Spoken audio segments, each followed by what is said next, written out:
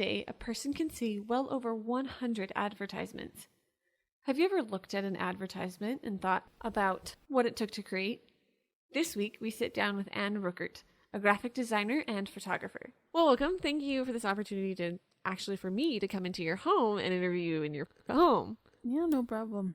This is an interesting setup because we've always done it at my place. Now I get to go places. It's exciting. So, you're a graphic designer. What sparked your interest in graphic design? So I've always really been interested in it. Well, I say always. It started in about 10th grade. I took a tour. So they do tours for the high school students of the vocational technical college that's nearby. It's only about like 15 minutes away from my high school. And high schools from around the area all send students that would like to participate for half a day, like for the last 2 years of their high school career. So instead of taking electives, you can go there and learn a trade. That's cool. Yeah, the school is really amazing. But I was really interested in the graphic design section. So that's what I did for the last 2 years of my high school career, was that I went to Votech for graphic design. And unfortunately, I didn't actually learn very much while I was there. That's not the school's fault. My professor was in his last 2 years before he retired. So when I graduated, he retired, and he basically just did not care. Like, I don't care. Yeah. So I didn't pursue graphic design right away after that.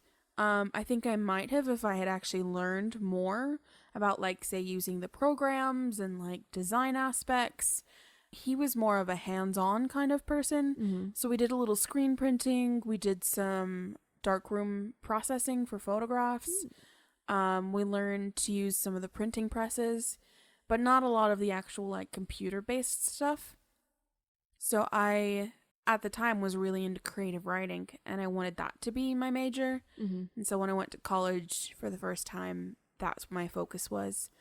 And I took a Photoshop class, which I really, really liked. And I had decided then, I actually told my professor that if I ever came back to college or ever came back to the area, that I'd like to study graphic design from her. And so fast forward a couple years, I did just that.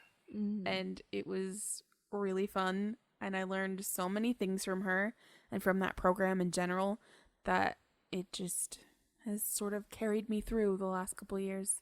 So what are the steps of your creative process as a graphic designer? For me, it comes fairly easily. I am definitely a lucky one where something I see will just spark an idea with me. And then it's usually a process of, like, researching what I can add to that project or how I can actually make that project come to life. Pinterest is a huge thing for me. I get so much inspiration from Pinterest, and I have boards completely dedicated to tutorials about how to do things in different Adobe programs, which is a resource that I use constantly when I'm actually putting a project together. And then it's just a matter of bringing all the elements together. I'm not much of a completely from scratch kind of person. After taking drawing 1 about 3 years ago, I've discovered I'm not as bad of an actual, like, hands-on artist as I thought I was, but I still don't enjoy it, like, at all. So usually I end up finding real life things that I can essentially trace, like an Illustrator, for example, and then transform them into what I actually need them to be. So some of my earlier projects, I was working with character design, and so it literally felt like I was like Frankenstein, Dr. Frankenstein in those projects, like taking bits and pieces, heads at a certain angle, hands in a certain way, like limbs shaped the way that I needed to, and then I'd trace it all together, make one person, and then go from there for what I needed. That's way cool. Yeah, it's super fun. And, like, it just goes to show, like, you don't have to be a really amazing traditional artist to be a good graphic designer. You just need to know what kind of resources are available to you and know how to adapt them to do what you need them to do.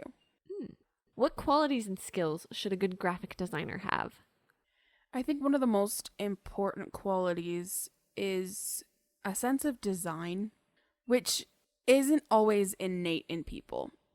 I kind of feel like through the experiences I've had in my life and the teachers that I've had, that I've developed a fairly good sense of design. Mm-hmm. But you don't have to start out with an amazing, like, oh, I can look at that and tell right away whether or not it's good. Mm-hmm. Everyone has their own particular tastes, which definitely heavily influences how they feel about a particular piece.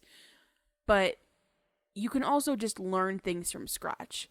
Learning about spatial awareness, learning about color theory and how things go together, learning about focal points and just different design elements that once you get familiar enough with them, you can start to tell, like, oh, okay, this piece is a little bit off. Sometimes it'll drive you nuts because you're not sure why, but eventually you'll figure it out, and then that just helps develop your sense of design, Mm-hmm. which is crucial. Another thing is a good sense of typography. What does that mean?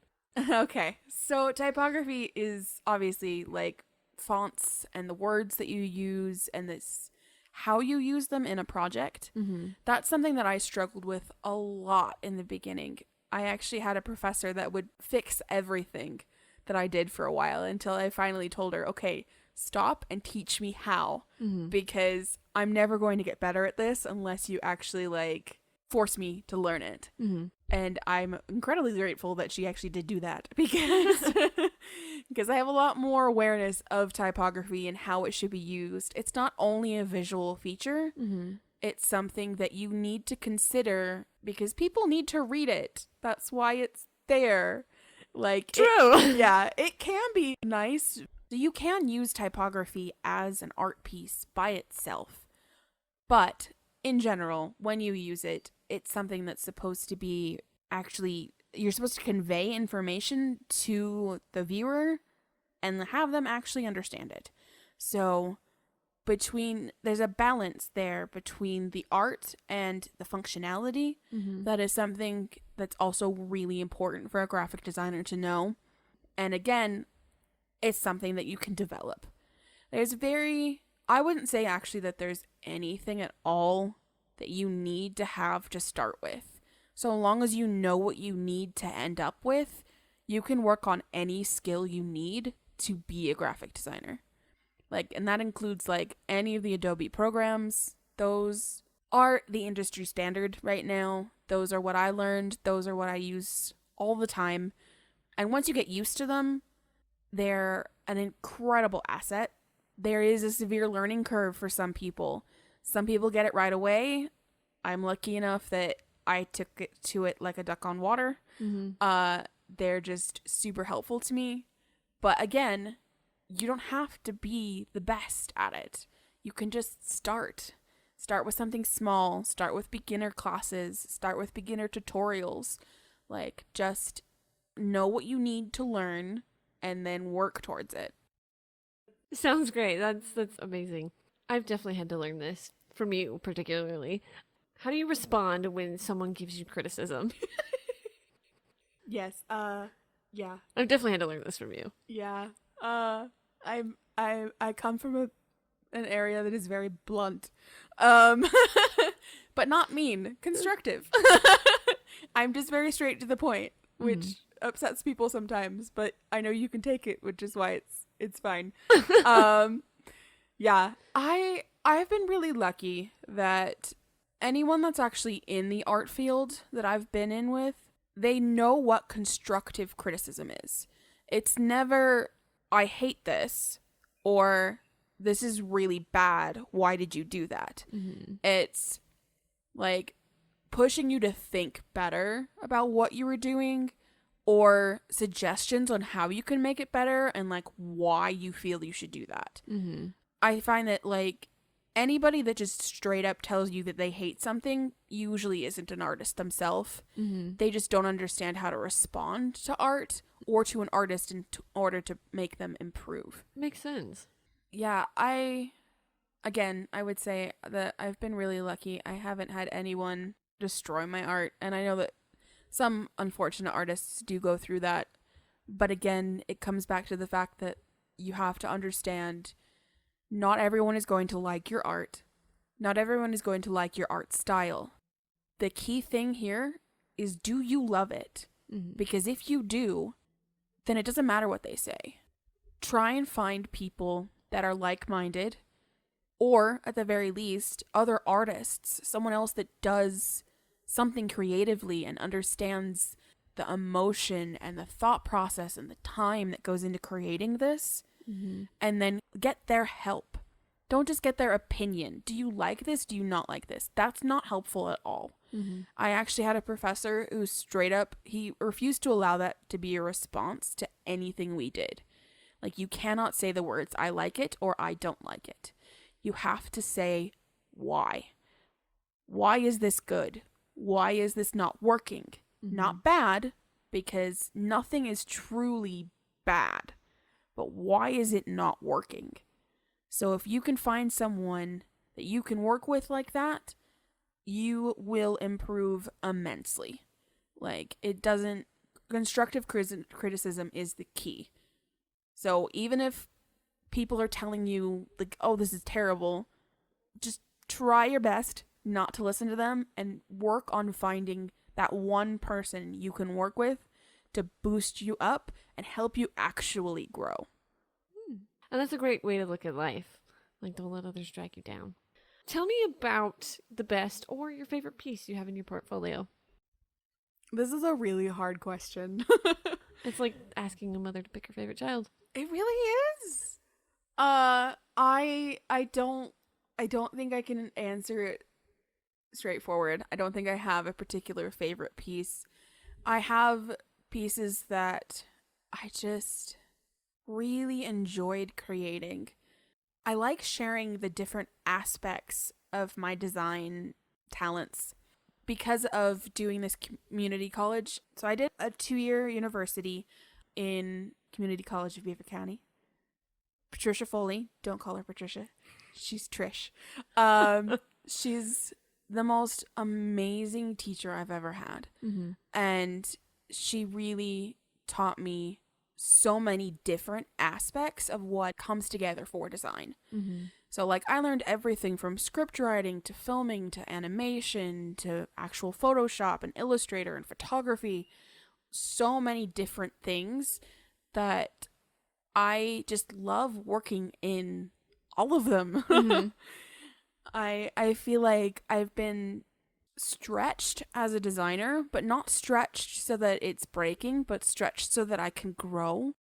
And so I have different projects that I feel like are really special to each of those talents that I've spent time developing. One of the projects that I like the most for my illustration, or I should say illustrator work, not quite the same. When I was back at that college, we have an art show, and I created all of the advertisements, all of the signage displays, all of the food cards. I did the whole thing. And we even did an art display to try and get people to like be interested in it. Created entirely of Post-it notes. Oh, wow. It was intense. They all had to be 1 inch by 1 inch. So we had to cut them all and then actually create it. And then, yeah, it was intense. But it was so much fun. And it was such a big project and everything. I love details. And so I designed everything, even down to the little tiny bits of food that were only like 1 millimeter to 2 millimeters large on the food cards. Just because I wanted a visual representation of what that food was.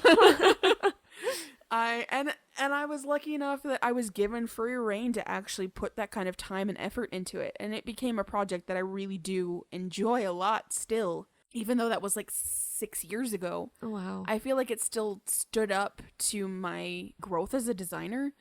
Because I've definitely come a lot farther in other aspects of what I do.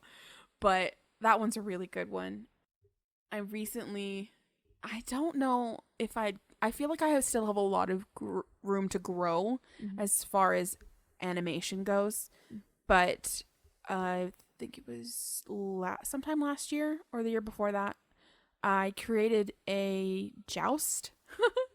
I animated a joust. And it started off with this horse in a forest and like the knight trying to get on the horse. And so it's a little humorous and everything. But then once the knight actually gets on the horse, him and another knight clash in a joust, and then he wins the joust. And it was so intricate trying to get the horse to move properly and also getting the knight to like walk properly. So I know how much time and effort has gone into it, and I know that it can be better animation wise, but it's still like really special to me because of how much like frustration went into it and like where the end piece is now, and I can see like the satisfaction of like actually creating this. Yeah, oftentimes the hardest things that we have to do become our favorite or most memorable. Oh, for sure. Yeah. One thing that some people might not know is that you actually created a lot of the logos and profile pictures and everything basically for this podcast. Oh, yes, I did. Thank you so much. Again, no problem. it's amazing. Where did you get inspiration for the design behind everything for this podcast? You sent me a photo one day of your microphone, which had fallen on a pink carpet.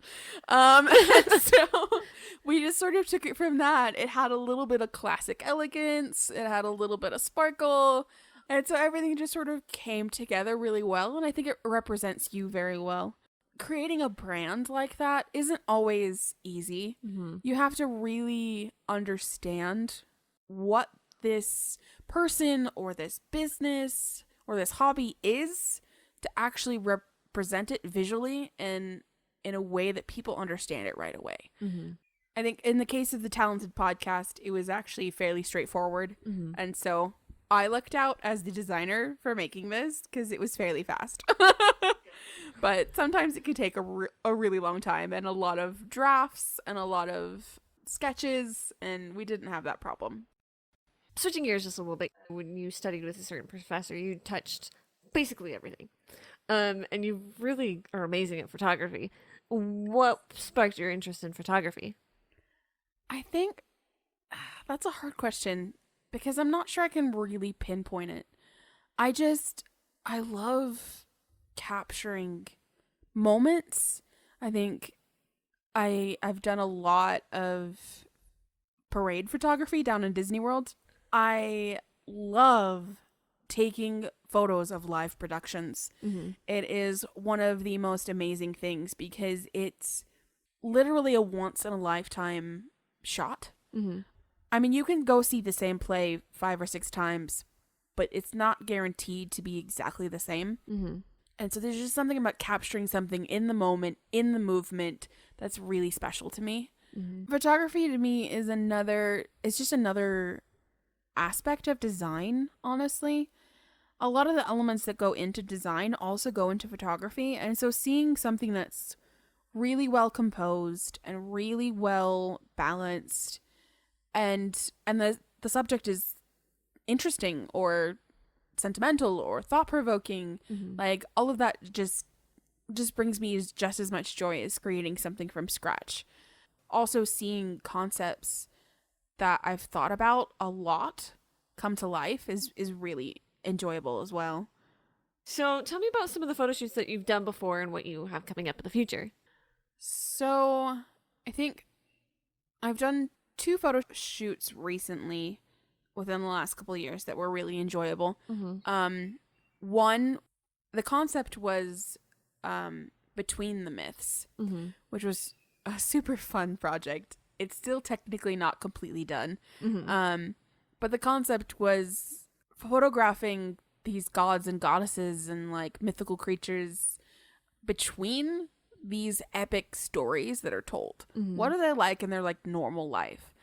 And so I have 2 out of 3 shoots done. One was a bunch of naiads, which are water nymphs. teasing and making fun of Poseidon, and him kind of teasing them back, which was really fun. And also kind of cold when we took it, so they were all troopers. And then the next part of it was Gaia, Mother Earth, with forest nymphs, and them just kind of, because they're very childlike, and she is the Great Mother, just sort of playing together and like listening to stories and things like that. So that was really fun. And then one I did recently with you was 3 princesses at a castle, and it was very medieval and very fun. It was so much fun. We had spent all summer working on these dresses, basically pulling our hair out for fun. Yeah. And they ended up looking amazing. Yeah, they really did. That photo shoot, I think, was definitely one of my favorites, simply because how well everything looked all together. It was just effortless. And I am a fantasy, sci-fi, geeky kind of person, so anything that has that sort of topic makes me really interested, which goes into the photo shoot I have coming up. We had to reschedule it, but there is still a plan to do a full Alice in Wonderland, which just about every character we can get, which is very exciting. And I'll be looking forward to actually completing that as soon as we set another date, one that is hopefully not going to be too much longer, but it is pretty cold outside. It is pretty cold and the world is kind of falling apart. Yeah, not great things. Right. How do you make someone feel comfortable in front of the camera? Because I know several people that are like, I don't like having my photo taken because I'm so awkward. Like, how do you make someone feel comfortable? I haven't had as much experience with this as I'd like. But one of the things I try and do is just make sure that you talk to them like a normal person. Don't be standoffish or aloof and be like, "Ooh, I'm a photographer." Like, no, that's not going to make your subject feel comfortable at all. And then just like remind them you don't have to do anything crazy. Just relax, like wiggle a bit, like let things flow. Also, if you have music playing, I've heard that that's a really great tip. I haven't had a chance to use it yet because I've always had other things going on, and most importantly, other people there. So especially if they're people that are close to your subject or your subject knows, bantering a back and forth a little bit, letting them talk to each other. Obviously, there are moments where you're like, okay, hold on a sec, pose like this. But otherwise, especially if you're going for a little bit more of a candid look, having someone that they're really comfortable with behind the scenes makes a huge difference. It's just a matter of having people as comfortable as they can be in an uncomfortable environment. So that's a great way to put it. Because I remember when we did our photo shoot, a lot of stress on that day. So much stress, you have no idea. Not of doing the photo shoot, but just behind the scenes things that went on. And you're like, just be comfortable. And one of my favorite pictures out of the entire thing was one of the first ones we took. I'm literally sitting there like, I don't know what to do, but my other 2 friends are giggling their heads off, and it looks like they've just told a joke, and I'm just too slow to get it. And it just like turned out to be my favorite photo. Yeah. I think that's an important thing too, is like, especially if you're not on a professional photo shoot. Professional photo shoots are a whole different ballgame. So if you're doing something that's a hobby or something that's just a small business, don't be afraid to take a little bit of time and let them get those weird shots in. Like, not necessarily like them wanting to be really weird and strange, although, I mean, that's okay too, but just spots where they're like, I don't really know what I'm doing, I'm just gonna pose really weird, and you're like, okay, that's totally fine, because when you let someone organically move their body, you start to like notice, okay, this is really close to a good picture. Then you just have to do a small little direction, and they're not as freaked out. As opposed to like, okay, now turn your body to a 34-degree angle, raise your arms up in a strange position, like, and then tilt your head and hold it. Like, that's not very comfortable. Whereas, like, if you let things sort of happen naturally and organically, then people are a lot more comfortable as well, because they're not receiving as much direction, and then they're not thinking about the fact that, oh, people are taking pictures of me. And lastly, what is one thing you wish you knew when you started taking photos? I think one of the things I wish I had known was there are places where you can get together with people that are also just as unexperienced as you are, or also people that have little more experience, and you can work together on things. There's a photography model connection page for our area that I'm a part of on Facebook, and it's amazing. Honestly, like, if you have a photo shoot idea and you're looking for models, no one you know wants to do it because everyone knows that's what happens. Mm-hmm. Like, getting someone you know to be in front of a camera is next to impossible. Yeah. Yeah. So there are models that are just starting out that are willing to work in it's called a trade for portfolio project, Mm-hmm. where you work together. They have little experience, you have little experience. Neither of you has to be paid. Sometimes both of you will pitch in to help for materials for the photo shoot. Sometimes it's just you and you get to keep them all, that kind of thing. But like, you work together and you build experience. And that's the most important thing. So as the more you do that, the higher you get and the more you like higher of a model you can work with. And so I was reading something actually that someone posted on there the other day that said, like, if you're just starting out and the model's just starting out, you don't necessarily have to pay each other, because models will hire photographers and photographers will hire models. So money, when you can pass back and forth, is definitely a great thing, but it's not always required if you're careful and you actually talk to them about it and don't just demand it, because that's never a good thing. Artists don't like to work for free, which is why the trade for portfolio is actually really helpful and important, because what you're doing is essentially giving them a service. So it's trading services as opposed to just doing something completely for free. Mm-hmm. They get something that they can put in their portfolio, which then helps them to get hired for actual jobs. And on the flip side, you have things you can put in your portfolio, which will help you get hired for actual jobs. Mm. So if you're a low tier and they're low tier, like, shoot for trade. If you're medium and they're medium, shoot for trade. If you're high and they're high, money gets a little bit more complicated at that point. But the most important thing to remember from that, if you're low and you're working with a model that's medium or high tier that you would consider, don't expect them to do a trade shoot. They've been working long enough. They have enough experience. They deserve to be paid for their time. Mm-hmm. And the flip side is the same. If you're a model that's really starting out, don't expect a medium or a high experience photographer to do something for free. If you want to jump ahead and get the experience of working with somebody that's got so much backing behind them, then just understand and be willing to actually pay this professional for their time. Mm-hmm. That's definitely something that was really, I think I would have enjoyed a lot earlier, because I spent so many years just photographing my niece and my nephew, which I love, and I love taking pictures of kids, but I couldn't get anyone else to model for me. So I just had to work with what I had, which is not a bad thing, because you do get some interesting photo shoots out of that, and you do still get experience. Mm-hmm. Working with nature, you don't gotta pay anybody for nature.